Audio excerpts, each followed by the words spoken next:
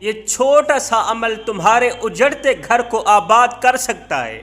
اگر تم اجڑتے گھر کو آباد کرنا چاہتے ہو تو یہ چھوٹا سا کام، چھوٹا سا عمل ضرور کر لینا۔ حضرت امام جعفر صادق رضی اللہ تعالی عنہ کے پاس میاں بیوی کا ایک معاملہ آیا۔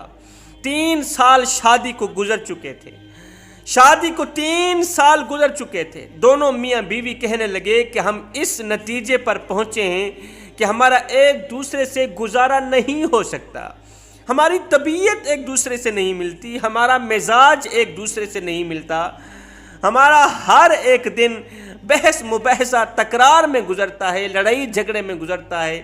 کوئی دن ایسا نہیں آیا جس دن ہمارا تکرار نہ ہوا ہو، بحث مباحثہ نہ ہوا ہو، جس دن ہماری لڑائی نہ ہوئی ہو۔ ہم تو اس زندگی سے تنگ آ گئے ہیں، لہٰذا ہم ایک دوسرے سے طلاق لینا چاہتے ہیں، تا زندگی کے لیے ایک دوسرے سے جدا ہونا چاہتے ہیں، اپنے گھر کو اور زیادہ برباد کرنا چاہتے ہیں۔ حضرت امام جعفر صادق رضی اللہ تعالی عنہ نے ان کے معاملات کا اندازہ لگا لیا۔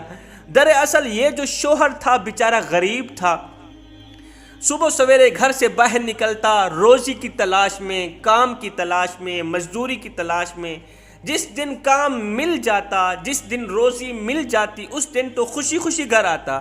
اب جس دن روزی نہ ملتی تو منہ لٹکایا ہوا، غمگین حالت میں، افسردہ حالت میں، پریشان حال ہو کر گھر کے اندر داخل ہوتا۔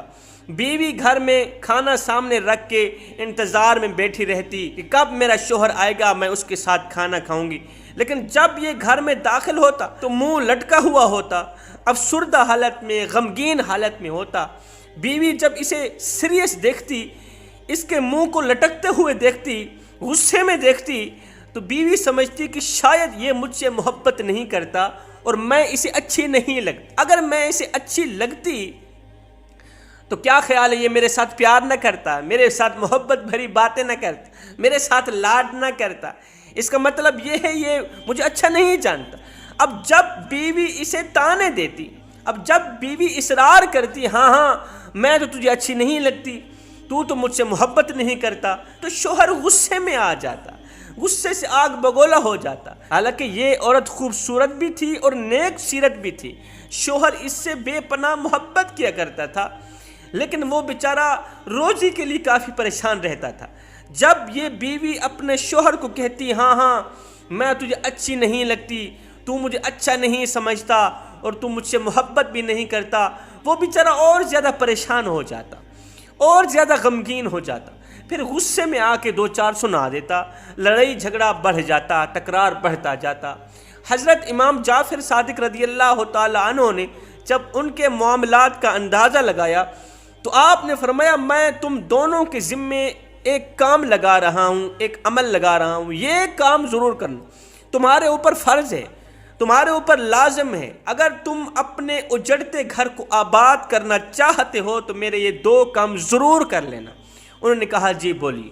حضرت امام جعفر صادق رضی اللہ تعالی عنہ نے اس شخص کو کہا کہ اے اللہ کے نیک بندے، جب تو شام کو گھر میں جائے گا، گھر کی دہلیز پر قدم رکھے گا، سب سے پہلے تو اپنا کاروبار، اپنی محنت، اپنی مزدوری باہر رکھ کے جانا۔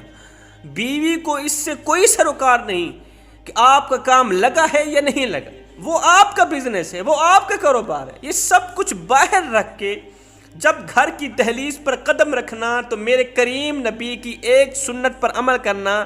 وہ سنت یہ ہے کہ جب بھی گھر کی دہلیز پر قدم رکھو تو مسکراتے چہرے کے ساتھ سب کو مسکراتے چہرے کے ساتھ سب کو سلام کرو۔ جب تو گھر کی دہلیز پر قدم رکھے گا تو تیری بیوی سامنے آئے گی تو مسکراتے چہرے کے ساتھ بیوی کو سلام کرنا، بیوی کے قریب جا کر دونوں ہاتھوں سے بیوی کا سر پکڑنا، بیوی کی پیشانی پر ایک بوسہ دینا، یہ کام تو نے ضرور کرنا۔ ایک تو مسکراتا چہرہ، دوسرا بیوی کی پیشانی پر بوسہ دینا۔ اس نے کہا حضرت آپ کیا کہہ رہے ہیں، مجھے تو اس سے نفرت ہو گئی ہے، مجھے تو اس سے نفرت ہو گئی، میں اسے پیار بوسہ کیسے دے سکتا ہوں؟ حضرت نے فرمایا یہ تیری بیوی نہیں، گھر میں تیسرا بندہ تو کوئی ہوتا نہیں، اپنی ہی بیوی کو بوسہ دینا کوئی حرج تو نہیں ہے۔ سن، ساری رات کی پڑھی گئی نفلوں کا اتنا ثواب نہیں ملتا، جتنا بیوی کی پیشانی پر بوسہ دینے کا ثواب ملتا ہے۔ اللہ اکبر۔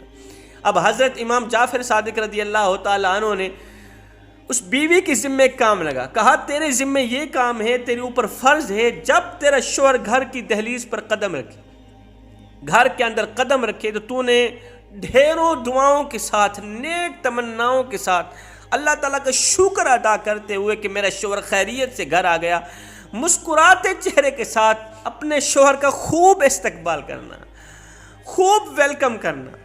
تیرا شوہر ایک بار تجھے دیکھے اس کی جان میں جان آ جائے، یہ عمل ضرور کرنا۔ 3 ماہ یہ کام کر لو، اس کے بعد جو مرضی آئے کر لیں۔ شوہر کو کہا تیری مرضی طلاق دے دینا، 3 مہینے بعد تمہاری مرضی اپنے اجڑتے گھر کو آباد کر لینا۔ یہ دونوں میاں بیوی گھر چلے گئے، حضرت امام جعفر صادق رضی اللہ تعالیٰ عنہ کے بتائے گئے اس عمل پر عمل کرنے لگے، فرض سمجھ کر کرنے لگے۔ اب شوہر جیسے ہی باہر سے گھر آتا تو مسکراتے چہرے کے ساتھ بیوی کو ملتا، بیوی کی پیشانی پہ بوسہ دیتا۔ جو شخص اپنی بیوی کی پیشانی پر مسکراتے چہرے سے، محبت بھرے انداز سے، پیار بھرے انداز سے بوسہ دیتا ہے نا، تو اس وقت بیوی خود کو کائنات کی سب سے بڑی بادشاہ زادی سمجھتی، کائنات کی سب سے بڑی طاقتور سمجھتی، کائنات کی سب سے بڑی حور سمجھتی ہے۔ جب ایک شوہر محبت بھرے، پیار بھرے انداز میں بیوی کی پیشانی پہ بوسہ دیتا ہے، تو وہ ایسے ہی بوسہ دینے لگا۔